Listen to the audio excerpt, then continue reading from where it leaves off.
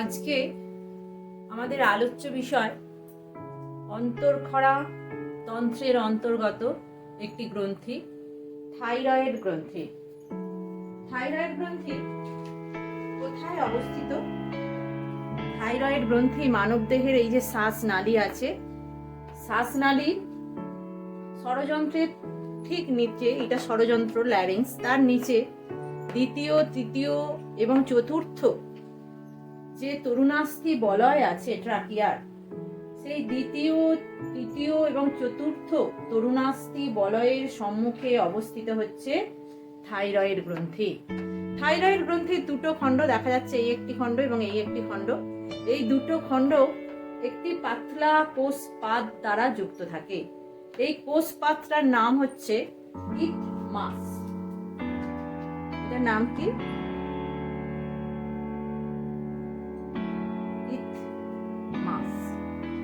এই ইথমাস দ্বারা কোষপাতটা দিয়ে দুটো থাইরয়েড গ্রন্থির খণ্ড সংযুক্ত অবস্থায় থাকে। এই থাইরয়েড গ্রন্থিতে দেখা যায় অনেক, যদি আণুবীক্ষণিক গঠন আমরা দেখি, থলির আকারের অনেকগুলো অংশ নিয়ে গঠিত। এই থলির মতো অংশগুলোকে বলা হয় ফলিকুল। এই একটা আমি ফলিকুলের চিত্র এঁকেছি। এই ফলিকুলগুলো ফলিকিউলার কোষ দ্বারা আবৃত থাকে এবং এই ফলিকুলের মধ্যখানে একটি কোলয়েড জাতীয় পদার্থ থাকে। একটি কোলয়েড জাতীয় পদার্থ থাকে। এই কোলয়েড জাতীয় পদার্থটা হচ্ছে এক ধরনের গ্লাইকোপ্রোটিন। এই কোলয়েড জাতীয় পদার্থটা আসলে কি হলো? এক ধরনের গ্লাইকোপ্রোটিন।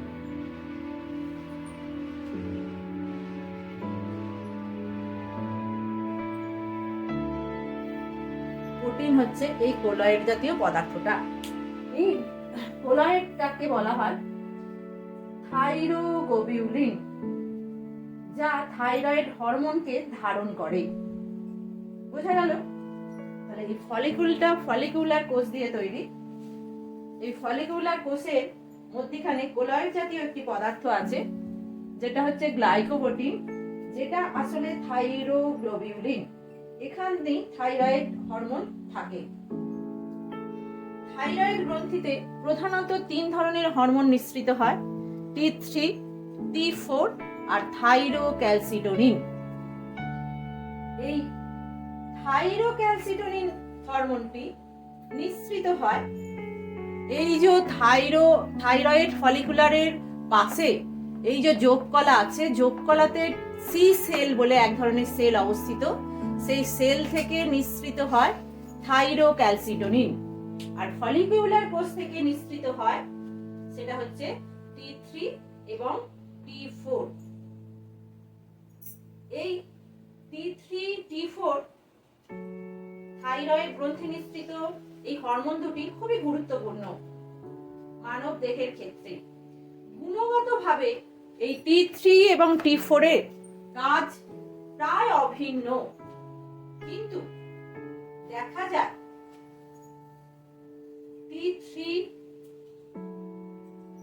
T4 হতে 4 গুণ অধিক সক্রিয়। T3, T4 হতে 4 গুণ অধিক সক্রিয়। সক্রিয়তার ভিত্তিতে সক্রিয়তা T3 বেশি। আমি যদি লিখি সক্রিয়তা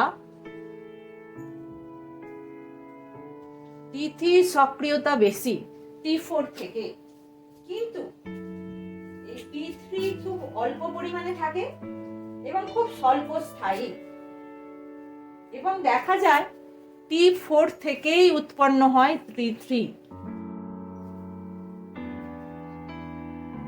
T4টা হচ্ছে উৎস T3, ওই জন্যে T4 কে বলা হয় T3 প্রো হরমোন। T4 হলো T3 প্রো হরমোন, কারণ T4 থেকেই T3 হরমোনটি তৈরি হয়। এখন আমরা এই যে থাইরয়েড হরমোনের কাজ বলবো।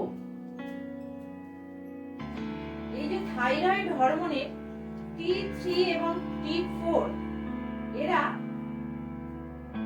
কতগুলো আয়োডিন অ্যাটম ক্যারি করছে, বহন করছে, তার পরিপ্রেক্ষিতে এদের নামটা হয়েছে। T3 তিনটে আয়োডিন অ্যাটম ক্যারি করে এবং T4 চারটে আয়োডিন অ্যাটম বহন করে। এই হরমোন গুলোকে T3 এবং T4 একে বলা হয় থাইরয়েড হরমোন। একে বলা হয়, এদের দুজনকে একত্রে বলা হয় থাইরয়েড হরমোন। এই যে বললাম T4 থেকে T3 হরমোনটা ক্ষরিত হয়। এই যে T3 এবং T4 হরমোন সৃষ্টি হবার জন্য আয়োডিনটাকে একটা অ্যামাইনো অ্যাসিডের সঙ্গে সংযুক্ত হতে হয়। সেই অ্যামাইনো অ্যাসিডটার নাম হচ্ছে টাইরোসিন।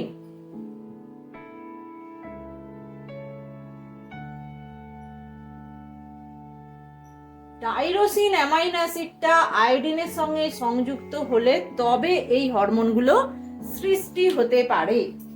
বোঝা গেল? এখন আমরা এই যে থাইরয়েড হরমোনের কার্যাবলীগুলি ব্যাখ্যা করব।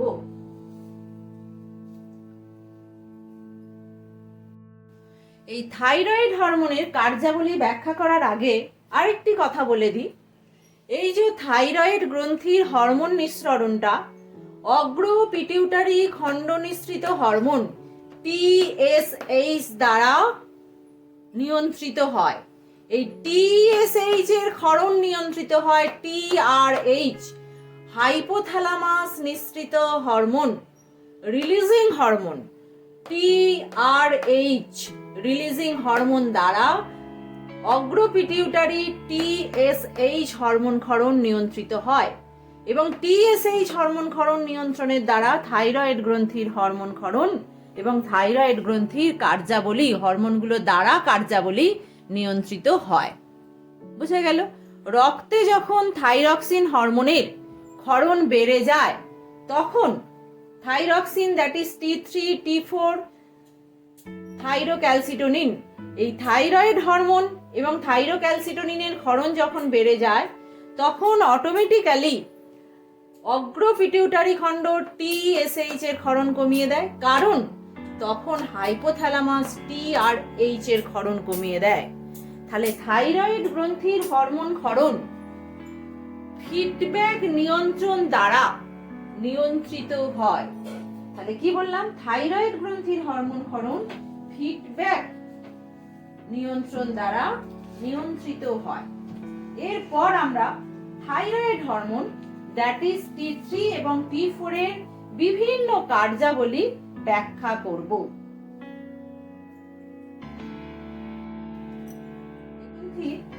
প্রথম যে কাজের কথা আমরা আলোচনা করব সেটা হচ্ছে বিপাক নিয়ন্ত্রণ।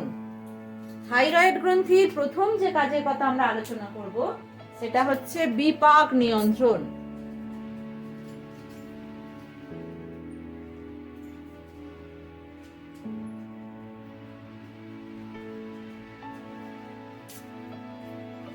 নিয়ন্ত্রণ।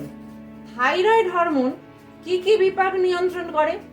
থাইরয়েড হরমোন প্রধানত কার্বোহাইড্রেট,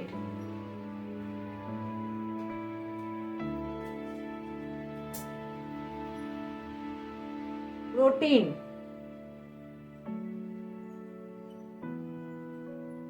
ফ্যাট আর আয়োডিন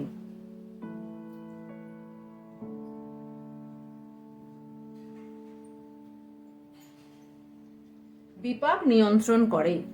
তাহলে থাইরয়েড হরমোন কি কি বিপাক নিয়ন্ত্রণ করে? কার্বোহাইড্রেট, প্রোটিন, ফ্যাট এবং আয়োডিন বিপাক নিয়ন্ত্রণ করে। কার্বোহাইড্রেট বিপাক নিয়ন্ত্রিত হয় সেটা আমরা দেখব। কার্বোহাইড্রেট বিপাকটাকে তিনটে উপায়ে নিয়ন্ত্রণ করে। এক নম্বর উপায় হচ্ছে, প্রথমে আমরা দেখছি কার্বোহাইড্রেট বিপাক।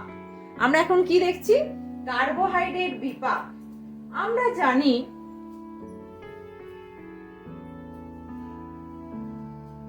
ত্রিভুজাকৃতি, এইটা কি আঁকলাম, কি গ্রন্থি? এটা হচ্ছে যকৃৎ। এই যে যকৃৎ গ্রন্থির মধ্যে C6H12O6 গ্লুকোজটা কিসে পরিণত হয়? গ্লাইকোজেনে পরিণত হয়। এই যে গ্লুকোজ থেকে গ্লাইকোজেনে পরিণত হওয়া, এই প্রক্রিয়াটাকে বলে, আগেও আমি বলেছি অন্য হরমোন পড়াতে গিয়ে, গ্লাইকোজেনেসিস। তাহলে গ্লুকোজটা নরমালি যকৃতের মধ্যে গ্লাইকোজেনে রূপান্তরিত হয়। এই গ্লুকোজটা গ্লাইকোজেনে রূপান্তরিত হয়ে এই প্রক্রিয়াটাকে মেনলি মেনটেন করে হচ্ছে ইনসুলিন। অগ্নাশয় থেকে নিঃসৃত একটি হরমোন ইনসুলিন এই প্রক্রিয়াটাকে নিয়ন্ত্রণ করে। এই থাইরয়েড হরমোন TH অর্থাৎ থাইরয়েড হরমোন কি করে? থাইরয়েড হরমোন ইনসুলিনের ক্রিয়াকে শক্তিশালী করে। থাইরয়েড হরমোন ইনসুলিনের ক্রিয়াকে শক্তিশালী করে। এইভাবে প্রথমত সে কার্বোহাইড্রেট বিপাকে অংশগ্রহণ করে। ইনসুলিন যে কাজটা করছে তাকে আরো ত্বরান্বিত করে, ইনসুলিনের ক্রিয়াটাকে আরো শক্তিশালী করে। কে করে? Thyroid hormone. বুঝা গেল? এরপর আমরা জানি দ্বিতীয় যেভাবে করে 2 নম্বর, সেটা হচ্ছে নাম্বার 2। আমরা জানি এইটা হচ্ছে আমাদের ক্ষুদ্রান্ত। ক্ষুদ্রান্তের ভিলাই দ্বারা আমাদের সবকিছু শোষিত হয়। এটা আমি এঁকেছি ক্ষুদ্রান্ত। ক্ষুদ্রান্তের এটা ভিলাই, ক্ষুদ্রান্তের ভিলাই দ্বারা শোষিত হয়। এই যে ক্ষুদ্রান্তের ভিলাই দিয়ে শোষিত পদার্থগুলো কোথায় মেশে? রক্তে মেশে। এই ক্ষুদ্রান্তের ভিলাই দিয়ে গ্লুকোজ C6H12O6 এবং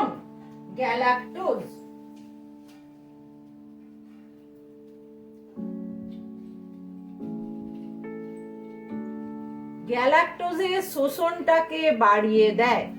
কে বাড়িয়ে দেয়? এই যে থাইরয়েড হরমোন। তাহলে থাইরয়েড হরমোন দ্বিতীয়ত যেভাবে কার্বোহাইড্রেট বিপাকটাকে নিয়ন্ত্রিত করে, সেটা আমি কি বললাম? যে ক্ষুদ্রান্তের ভিলাই দিয়ে যে গ্লুকোজ এবং গ্যালাক্টোজ যে শোষিত হয়, সেই গ্লুকোজ এবং গ্যালাক্টোজের শোষণের হারটাকে বাড়িয়ে দেয়। এইভাবে সে কার্বোহাইড্রেট বিপাক নিয়ন্ত্রণ করে। আরেকটি যে পদ্ধতিতে কার্বোহাইড্রেট বিপাক নিয়ন্ত্রণ করে, সেটা আমি যখন অ্যাডিনাল গ্রন্থি পড়িয়েছিলাম তখন আমি সেটা নিয়ে আলোকপাত করেছিলাম। সেই পদ্ধতিটা আমরা দেখি। তৃতীয়ত,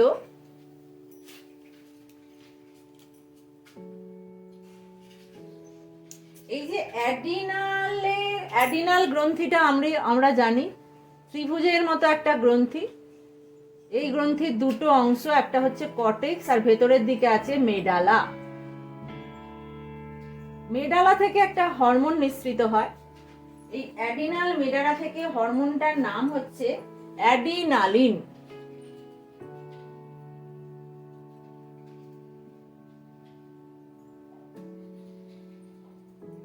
অ্যাডিনালিন অথবা এই হরমোনটাকে বলা হয় এপিনেফ্রিন। এ কি করে? অ্যাডিনালিন হরমোনটা কি করে?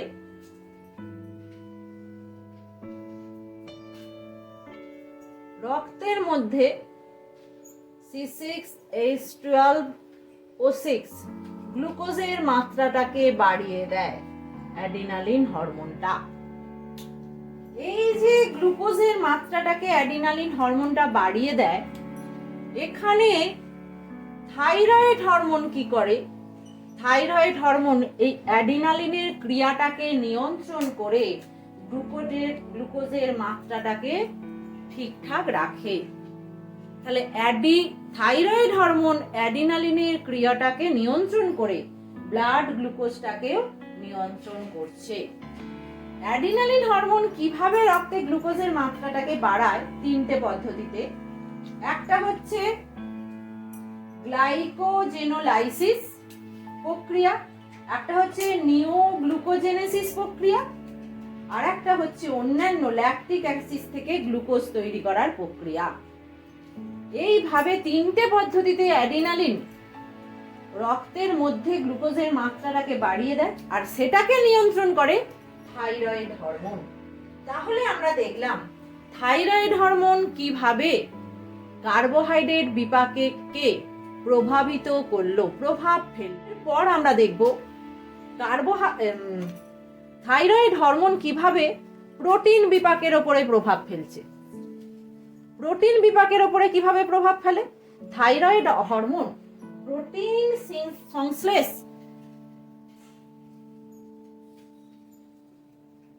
প্রোটিন সংশ্লেষটাকে বৃদ্ধি করে। এই প্রোটিন সংশ্লেষ বৃদ্ধির মাধ্যমে থাইরয়েড হরমোন প্রোটিন বিপাকটাকে নিয়ন্ত্রণ করে। এই হরমোন নির্দিষ্ট উৎসেচকের সংশ্লেষে সাহায্য করে। এই প্রোটিন সংশ্লেষ করার জন্য যে উৎসেচক লাগে, সেই উৎসেচক সংশ্লেষে সাহায্য করে হচ্ছে থাইরয়েড হরমোন। এই প্রোটিন তৈরির সংশ্লেষটাকে বাড়ায়, তার উৎসেচকগুলোকে বাড়ায়। এইভাবে সে প্রোটিনের বিপাকটাকে নিয়ন্ত্রণ করে। দেখব থাইরয়েড হরমোন কিভাবে ফ্যাটের বিপাক নিয়ন্ত্রণ করে। থাইরয়েড হরমোন কিভাবে ফ্যাটের বিপাক নিয়ন্ত্রণ করে, ফ্যাট বিপাক।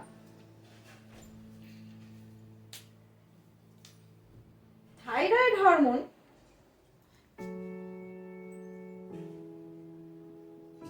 কি করে? একটা হচ্ছে তিনটে পদ্ধতি নেয়।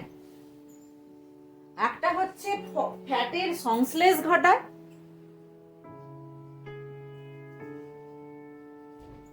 দু নম্বর হচ্ছে ফ্যাটের স্থানান্তর ঘটায়,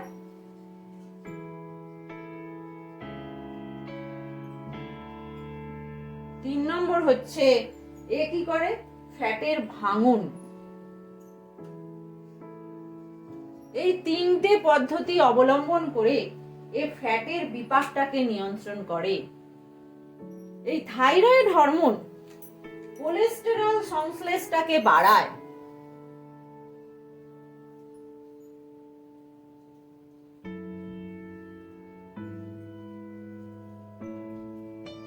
কোলেস্টেরল সংশ্লেষ বাড়ায় এবং এই কোলেস্টেরল থেকে বাইল অ্যাসিড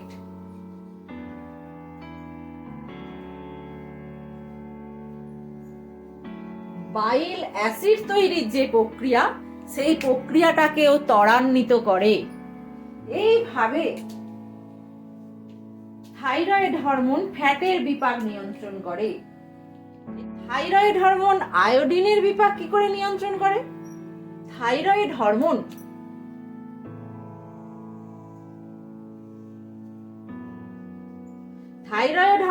আয়োডিনের বিপাক কি করে নিয়ন্ত্রণ করে?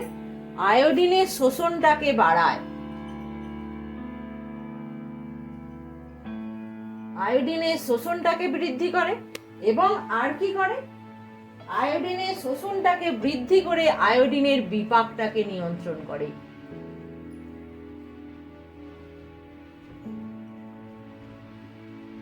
বুঝা গেল? আয়োডিনের শোষণ নিয়ন্ত্রণ করে আয়োডিনের বিপাক নিয়ন্ত্রণ করে বিভিন্ন ধরনের যৌগ গঠনের মাধ্যমে। তাহলে দেখলাম থাইরয়েড হরমোন বিপাকে কিভাবে ভূমিকা গ্রহণ করলো। এরপরে দেখব আরেকটি কাজ, সেটা হচ্ছে শক্তি উৎপাদন।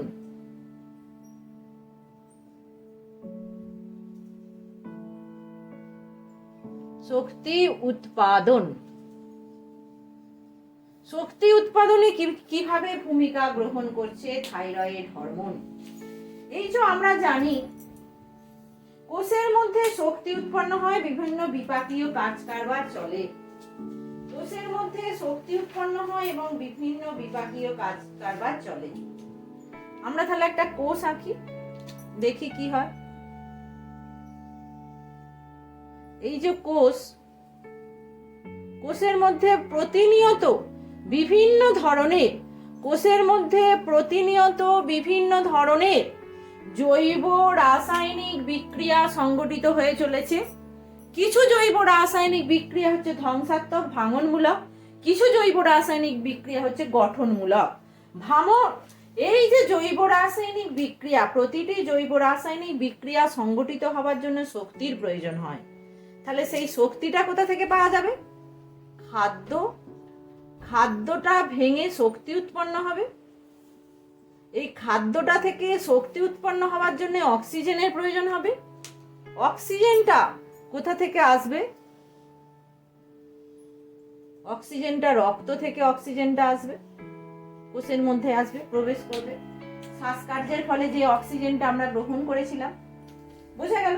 তাহলে এই যে অক্সিজেন, কোষের অক্সিজেন গ্রহণটা বাড়িয়ে দেবে, শক্তি উৎপন্ন বাড়িয়ে দেবে, বিপাক ক্রিয়াটা বাড়িয়ে দেবে। এটা কে করবে? এটা থাইরয়েড হরমোন করবে। থাইরয়েড হরমোন এই পুরো প্রক্রিয়াটাকে থাইরয়েড হরমোন বৃদ্ধি করবে। এর ফলে কি হবে? এর ফলে বিএমআর বেড়ে যাবে, বিএমআর বৃদ্ধি পাবে। বিএমআর কাকে বলে? না, খাদ্য গ্রহণের 12 থেকে 18 ঘন্টা পর সম্পূর্ণ শারীরিক ও মানসিক বিশ্রামরত অবস্থায় শরীরের ন্যূনতম শারীরবৃত্তীয় কাজের জন্য প্রতি বর্গমিটার দেহতল হতে প্রতি ঘন্টায় যে তাপ শক্তি নির্গত হয় তার হারকে বিএমআর বলে। কি বললাম তাহলে? খাদ্য গ্রহণের 12 থেকে 18 ঘন্টা পর একজন ব্যক্তি সম্পূর্ণ শারীরিক এবং মানসিক বিশ্রামরত অবস্থায় থাকবে। সেই তখন তার ন্যূনতম শারীরবৃত্তীয় কার্যগুলোর জন্য, যেমন আমাদের ব্রেনকে তখন কাজ করতে হবে, কিডনিকে কাজ করতে হবে, ফুসফুসকে কাজ করতে হবে, আমাদের হৃৎপিণ্ডকে কাজ করতে হবে। এই কাজের জন্য এবং বিপাকের জন্য ন্যূনতম যে শক্তি উৎপন্ন হবে দেহতল থেকে, প্রতি বর্গমিটার দেহতল থেকে প্রতি ঘন্টায়, কি বললাম? প্রতি বর্গমিটার দেহতল, প্রতি বর্গমিটার দেহতল থেকে খাদ্য গ্রহণের 12 থেকে 18 ঘন্টা পর ন্যূনতম শারীরবৃত্তীয় কাজের জন্য প্রতি বর্গমিটার দেহতল থেকে প্রতি ঘন্টায় যে তাপ শক্তি উৎপন্ন হয়, যে তাপ শক্তি নির্গত হবে, তার যে হার, তার হারটাই হচ্ছে বিএমআর। বুঝা গেল? একজন প্রাপ্তবয়স্ক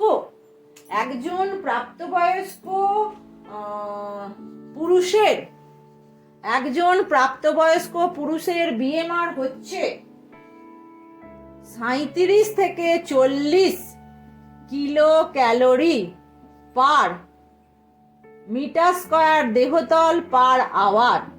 বোঝা গেল? তাহলে একজন প্রাপ্তবয়স্ক পুরুষের বিএমআর কত?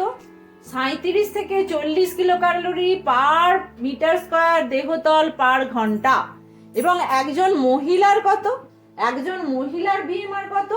34 থেকে 36 kilo calorie per metre square per hour. তাহলে বোঝা গেল এই বিএমআরটা বাড়িয়ে দেয়। দেখা গেছে এই বিএমআরটা বেড়ে যাবে থাইরয়েড প্রতি 1 মিলিগ্রাম থাইরয়েড হরমোন বিএমআরটা কত বাড়িয়ে দেবে? 1000 ক্যালোরি বা 1 কিলো ক্যালোরি বিএমআর বাড়বে। প্রতি 1 মিলিগ্রাম থাইরয়েড হরমোনের জন্য। বোঝা গেল?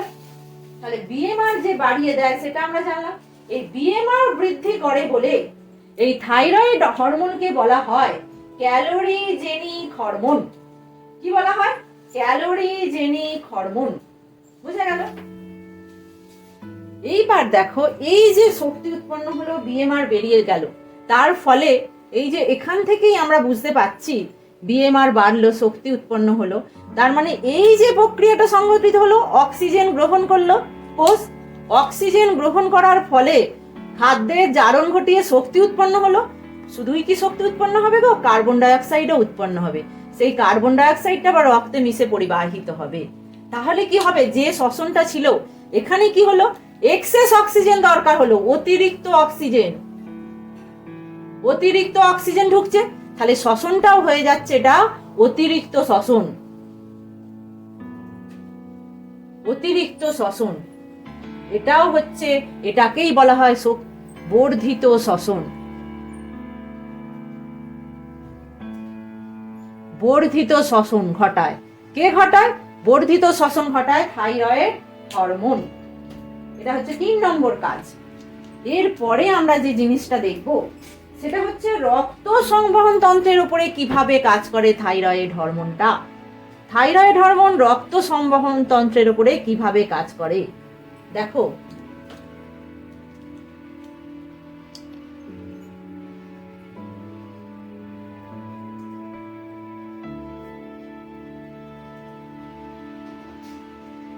রক্ত সংবহন তন্ত্রের উপর প্রভাব ফেলে কি করে থাইরয়েড হরমোনটা? এই যে কোষে অতিরিক্ত অক্সিজেনের প্রয়োজন হচ্ছে, তার ফলে আমাদের এই যে রক্ত সংবহন তন্ত্র যে পাম্প মেশিনের সাহায্যে হচ্ছে তাকে বলা হয় হৃৎপিণ্ড। এই যে হৃৎপিণ্ডের থেকে অক্সিজেন যুক্ত রক্ত যাচ্ছে, এই যে হৃৎপিণ্ড থেকে অক্সিজেন যুক্ত রক্ত যাচ্ছে, তাহলে এই যে অক্সিজেনের পরিবহন করলো এবং কার্বন ডাই অক্সাইড যুক্ত হৃৎপিণ্ডে আসছে, CO2 যুক্ত রক্ত হৃৎপিণ্ডে আসছে, তাহলে কি করছে, অতিরিক্ত অক্সিজেন যাচ্ছে, অতিরিক্ত কার্বন ডাই অক্সাইড আসছে।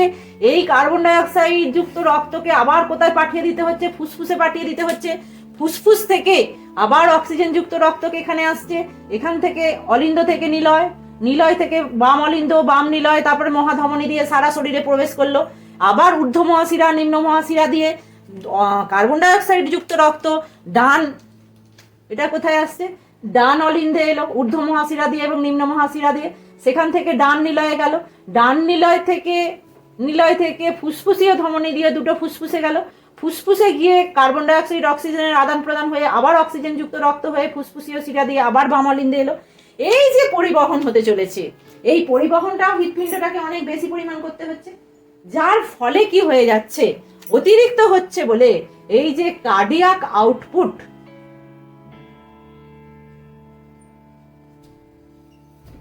হৃদ উৎপাদ বেড়ে যাচ্ছে, কার্ডিয়াক আউটপুটটা বেড়ে যাচ্ছে। বোঝা গেল? এই যে কার্ডিয়াক আউটপুট বেড়ে যাওয়া, এই যে হার্ট উৎপাদ বলা হচ্ছে, কার্ডিয়াক আউটপুট বেড়ে যাচ্ছে, এই বেড়ে যাওয়াটাই কিন্তু একটা বলা হচ্ছে সূচক থাইরয়েড হরমোন, যে এই যে হৃদস্পন্দনের হারটাও বেড়ে যাচ্ছে, এই হৃদস্পন্দনের হারটা বৃদ্ধি পাওয়া থাইরয়েড হরমোন ক্রিয়ার সূচক হিসেবে কাজ করে। তাহলে হৃদস্পন্দনের হার বৃদ্ধি পাওয়াটা থাইরয়েড হরমোন ক্রিয়ার সূচক হিসেবে, ইন্ডেক্স হিসেবে কাজ করে। বুঝা গেল? তাহলে কি হবে, এই যে তাহলে হৃৎপিণ্ডকে কার্ডিয়াক আউটপুটও বেড়ে যাবে এবং হচ্ছে কি এই যে হৃদস্পন্দনটা বেড়ে যাবে, হৃদস্পন্দন বেড়ে যাবে, হার্টবিট বেড়ে যাবে। এরপরে দেখা যাক এই যে থাইরয়েড হরমোন কেন্দ্রীয় স্নায়ুতন্ত্রের উপরে কিভাবে কাজ করে। এটা হচ্ছে কত নম্বর পয়েন্ট হবে? কেন্দ্রীয় স্নায়ুতন্ত্রের উপরে 5 number point. Thyroid hormone central nervous সিস্টেমের উপরে কিভাবে কাজ করে থাইরয়েড হরমোন, সেটা আমরা দেখব। এই যে আমরা আঁকি কেন্দ্রীয় স্নায়ুতন্ত্র,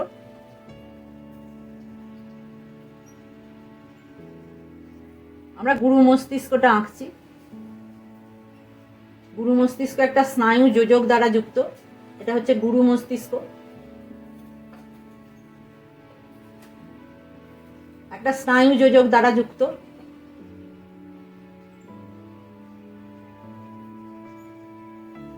একে বলা হয় কর্পাস ক্যালোসাম। এই স্নায়ু যোজকটা, এই পুরোটা গুরু মস্তিষ্ক। এটা হচ্ছে অগ্র মস্তিষ্কের অংশ, গুরু মস্তিষ্কটা। এই গুরু মস্তিষ্কের মধ্যেই আমাদের যে মানসিক বোধ, দ্যাট ইজ চিন্তা, স্মৃতি, বুদ্ধি এবং হচ্ছে চাপ, তাপ, ব্যথা, শ্রবণ, দর্শন, ঘ্রাণ, এই যে স্পর্শবোধ, মানসিক বোধ এবং স্পর্শবোধের কেন্দ্র অবস্থিত। ওই যে চিন্তা, বুদ্ধি, স্মৃতি কত গুরুত্বপূর্ণ জিনিস আমাদের জীবনের ক্ষেত্রে, এবং চাপ, তাপ, ব্যথা, শ্রবণ, দর্শন, ঘ্রাণ, সমস্ত এই যে সেন্টারগুলো অবস্থিত। তাহলে এই গুরু মস্তিষ্কের ক্রিয়াটাকে নিয়ন্ত্রণ করে হচ্ছে থাইরয়েড হরমোন। বোঝা গেল? এই যে কি কি বললাম, চিন্তা, কয়েকটা লিখি, বুদ্ধি, চিন্তা, বুদ্ধি, স্মৃতি, স্মৃতি, তারপর হচ্ছে শ্রবণ, দর্শন, ঘ্রাণ, চাপ, তাপ ইত্যাদি। এই যে এত কেন্দ্র অবস্থিত গুরু মস্তিষ্ক, বা এটাকে বলা হয় সেরিব্রাল কর্টেক্স। এই যে দেখতে পাচ্ছি সেরিব্রাল কর্টেক্স দুটো গোলার্ধে, দুটো হেমিস্ফিয়ারে বিভক্ত। এই হেমিস্ফিয়ার দুটো কর্পাস ক্যালোসাম দিয়ে যুক্ত।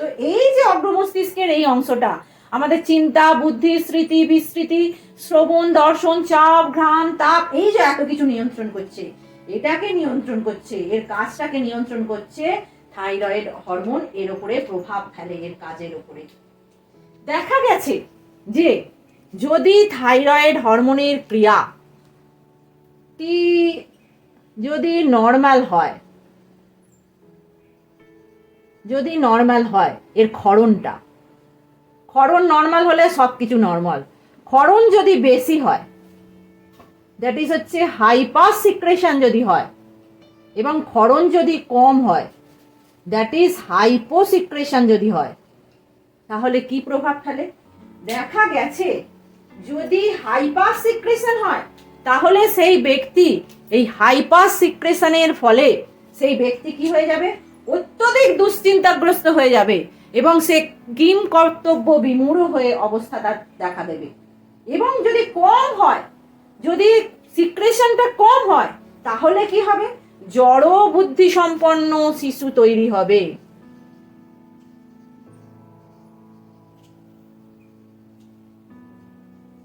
জড় বুদ্ধি সম্পন্ন শিশু।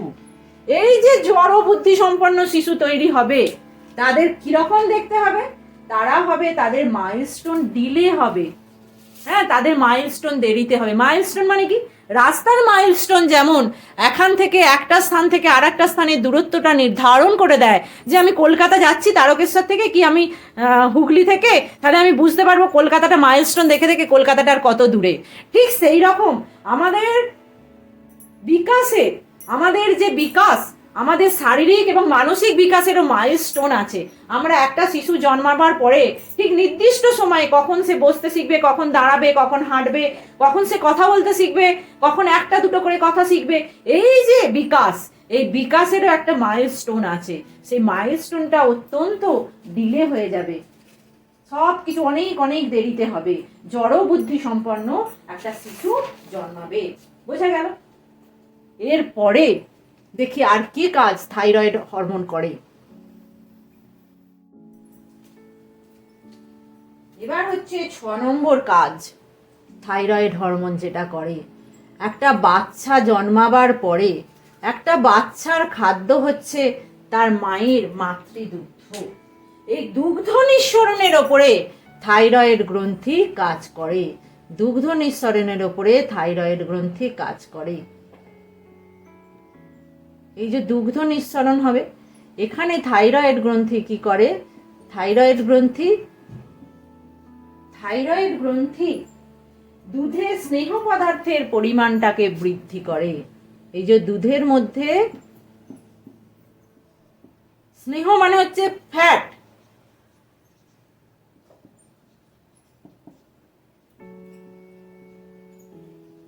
পদার্থের পরিমাণ বৃদ্ধি করে, পরিমাণ বৃদ্ধি করে। তার মানে কি, দুগ্ধ নিঃসরণটাকেও,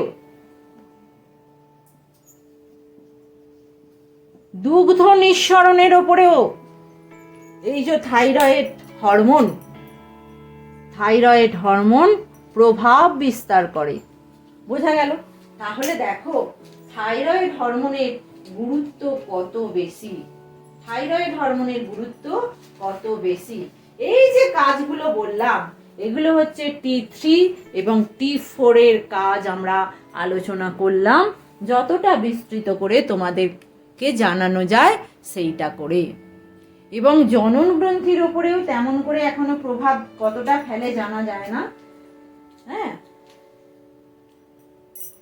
শুধু মনে করা হয় যদি থাইরয়েড হরমোনের স্বল্পতা দেখা যায় তখন পুরুষদের দেহে কাম হ্রাস পায়, মহিলাদেরও তাই।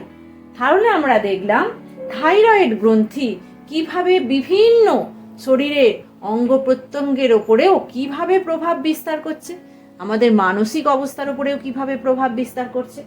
এরপরে এই যে সি সেল থেকে নিঃসৃত যে হরমোন, তাকে বলা হচ্ছে থাইরোক্যালসিটোনিন।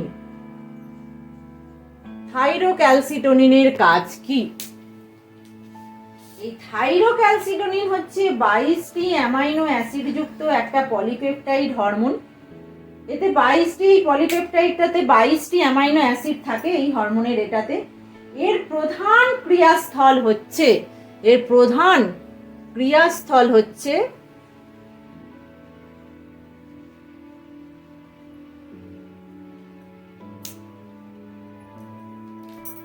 অস্থি।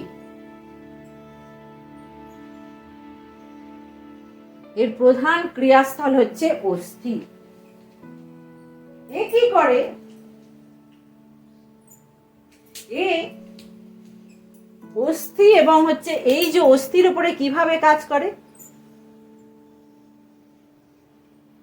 এই যে ব্লাডে যে ক্যালসিয়াম আয়ন আছে সেই ক্যালসিয়াম আয়নের ডিপোজিশন ইনক্রিজ করে অস্থির মধ্যে এবং এই অস্থি থেকে ক্যালসিয়াম আয়নটার নির্গমনে বাধা প্রতিরোধ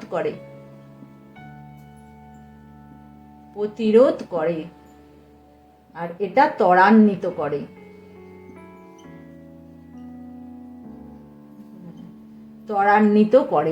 বোঝা গেল? তাহলে থাইরোক্যালসিটোনিন কি করে?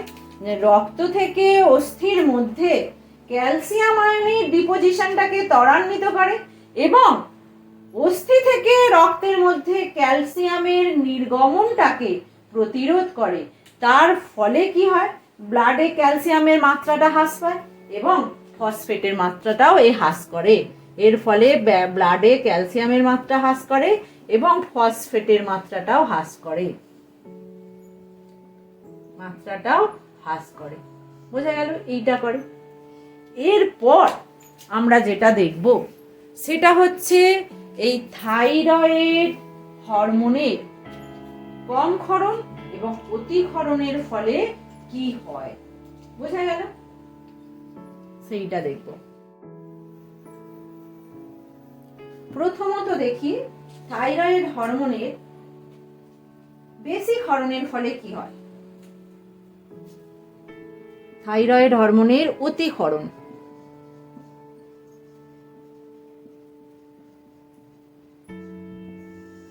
থাইরয়েড হরমোনের অতিক্ষরণের ফলে যে জিনিসটা হয় তাকে বলা হচ্ছে গ্রেভস বর্ণিত রোগ।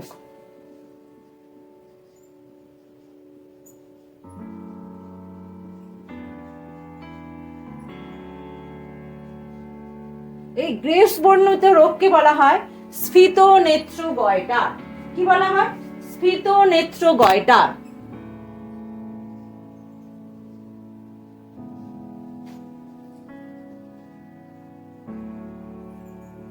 এখানে কি হয় যে এই হরমোনের অতি সক্রিয়তার ফলে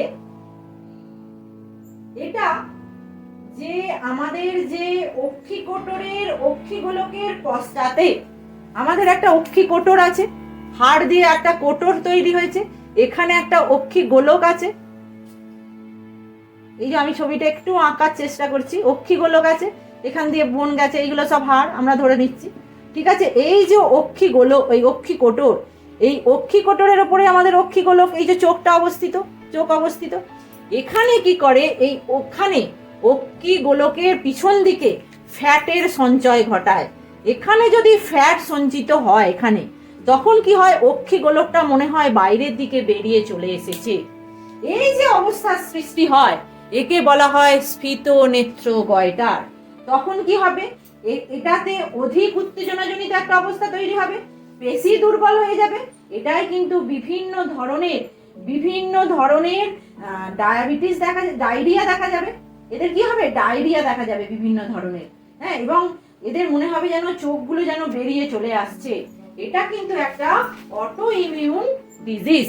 দেখি ছবিটা তাহলে কেমন হয়। এখানে আমরা দেখতে পাচ্ছি এই যে এপথ্যালমিক গয়টার, দেখতে পাচ্ছ চোখ দুটো মনে হচ্ছে একদম যেন চলে আসছে, বেরিয়ে আসছে, কারণ এই যে চোখের ওপরের পাতায় যে পেশিগুলো আছে, এই পেশিগুলোরও কিন্তু সংকোচন ঘটে, চোখের পাতাটাও ঠিকঠাক করে পড়তে পারে না।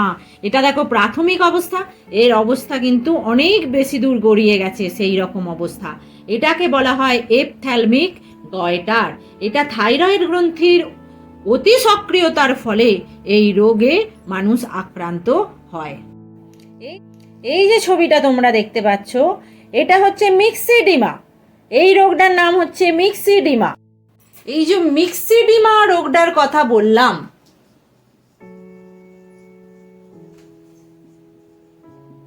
এটা কেন হয়, যে ছবিটা দেখালাম, এই মিক্সিডিমাটা রোগটা হয় থাইরয়েড গ্রন্থির স্বল্প ক্ষরণের ফলে।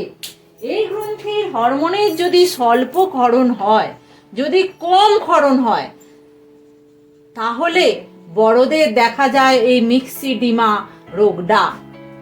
মিক্সিডিমা রোগটা, মিক্সিডিয়া নয়, মিক্সিডিমা রোগটা। এই মিক্সিডিমা রোগেতে কি হয়, মিক্সিডিমা রোগটাকে কি বলে, মিক্সিডিমা রোগটাতে কি হবে, যে মেয়েদের, যদি ছবিটা তোমরা ভালো করে লক্ষ্য করতে দেখতে, মেয়েদের দাড়ি গজাবে, হ্যাঁ, লোম দেখা যাবে, হ্যাঁ, এবং হচ্ছে এই রোগটা মেয়েদেরই বেশি হয়। এই রোগটা মেয়েদেরই বেশি হয় বলে এটাকে বলা হয় গাল রোগ, GUELL রোগ, বোঝা গেছে, গাল রোগ বলা হয়। এই মিক্সিডিমাটা মেয়েদের বেশি হয়। কেন বেশি হয় তার কারণ কিন্তু এখনো অনুসন্ধান করা যায়নি। এবং এই মিক্সিডিমা রোগের লক্ষণ হচ্ছে এদের প্রচন্ড পরিমাণ অবসাদ, তন্দ্রাচ্ছন্ন একটা ভাব। এরা হয়তো দিনে 12 থেকে 14 ঘন্টা পর্যন্ত ঘুম হলে ভালো হয়। এবং এই যে তারপরে যেটা হয়, BMR, বেসাল মেটাবলিক রেটটা প্রচন্ড পরিমাণে এদের কমে যায়। বেসাল মেটাবলিক রেট প্রচন্ড পরিমাণে কমে যায়। এবং আরেকটা যেটা দেখা যায়, এই যে ব্লাডের মধ্যে কোলেস্টেরল জমা হয়ে যায়, কোলেস্টেরল জমা হয়ে গিয়ে ব্লাডের যে লুমেনটা, দ্যাট ইজ ব্লাডের যে ব্যাসটা, সেই ব্যাসটা দেখো, ব্যাসটা কত বড় ছিল, এদিকে আমি ব্যাসটা দেখিয়েছি, ব্যাসটা কত ছোট হয়ে গেছে, ব্লাডের ব্যাসটা কমে যায়। হ্যাঁ, এর ফলে কি হবে, রক্তের চাপটা, তাহলে বিপিটা অনেক বেড়ে যাবে, রক্তের চাপটা অনেক বেড়ে যাবে। হ্যাঁ, এই যে কোলেস্টেরল সঞ্চিত অধঃক্ষেপ পড়ার ফলে এই যে রক্তনালীর ব্যাসটা কমে যাওয়া, এটাকে বলা হচ্ছে যে আর্থেরোস্ক্লেরোসিস। এটাকে কি বলা হচ্ছে,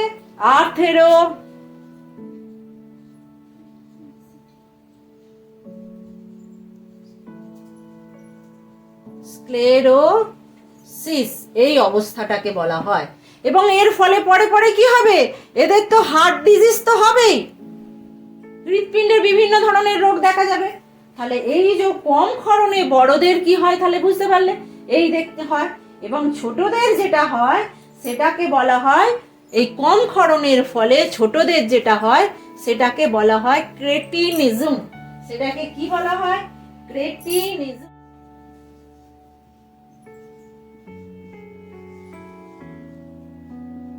ক্রেটিনিজম এর যদি আমি একটা অবস্থা বলি তাহলেই তোমরা বুঝতে পারবে কিরকম অবস্থা। এদের বুদ্ধাঙ্ক বা আইকিউটা হচ্ছে 40-এর নিচে হয়।